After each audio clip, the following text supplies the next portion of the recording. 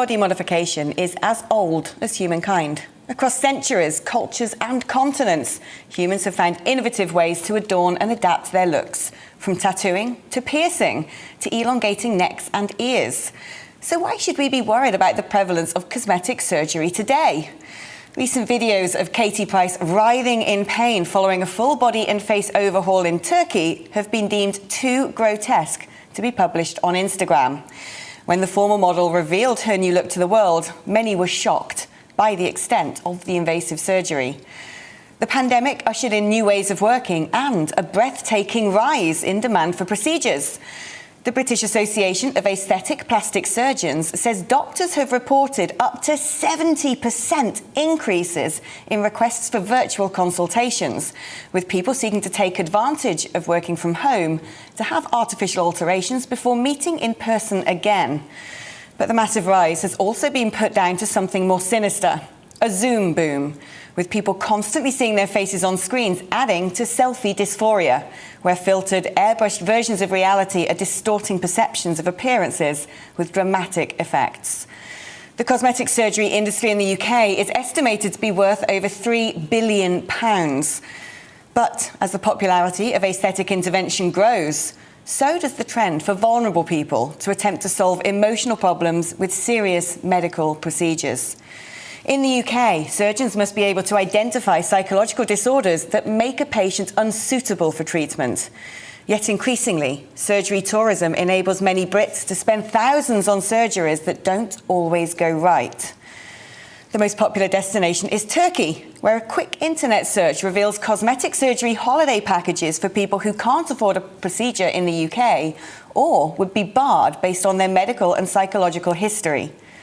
Deeply concerning is a report that 4 out of 5 plastic surgeons have noted a frightening increase in patients requiring revision after botched surgery abroad, adding a considerable burden to the NHS to rectify, at times, life-threatening errors. On top of that, a survey back in 2014 revealed 2/3 of women actually regret the procedures they've had. I would imagine that figure today would be even higher. Newspaper columns are filled with examples of extreme makeovers, while hordes of young women are seeking multiple quick fixes to become so many iterations of the same commercial look.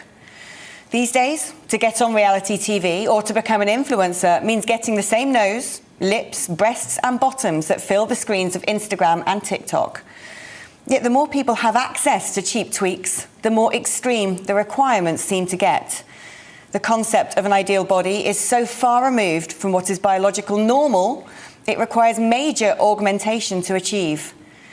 It's no surprise when the world's most famous family are recognisable for being sucked and stitched together by a team of aestheticians. The Kardashians have cemented the concept that being handmade by medics is not just disturbingly desirable, but perversely profitable. Today, one of the most asked for procedures is the Brazilian bottom lift, a surgery outlawed in the UK for its unethical levels of risk, with a startlingly high death rate of 1 in 3,000, as fat mistakenly injected into large veins can travel to the heart or brain, while scars risk developing flesh-eating necrotizing fasciitis. Cosmetic surgery is no longer a rhinoplasty on someone with a broken or big hooter. It's gone beyond pinning back ears or going up a cup size. Even anti-aging cosmetic processes are now so vastly consumed by youngsters without a wrinkle in sight that legislation has had to be brought in to stop under-18s getting Botox, banning a horrifying 41,000 injections given to children each year. Certain procedures are now so widely available, they're being done at parties in people's living rooms by practitioners with spurious certificates downloaded from the internet.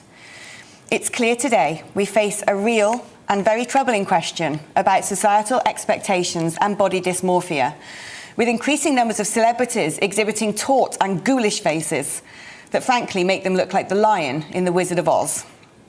There are television programmes dedicated to botched operations, but this is no laughing matter. Many surgeons wouldn't dream of cutting someone open without a very real medical need. Yet, in the world of cosmetic surgery, some professionals are enabling people to shockingly distort their bodies and faces when a psychiatrist's couch would be a far better option. The PIP implant scandal revealed there may also be future perils we do not even yet know about. The lasting effects of constant and continuous injections, tweaks, fillers and implants to become a fantasy avatar in order to be happy could create untold future health and mental issues. We really do need to talk about cosmetic surgery.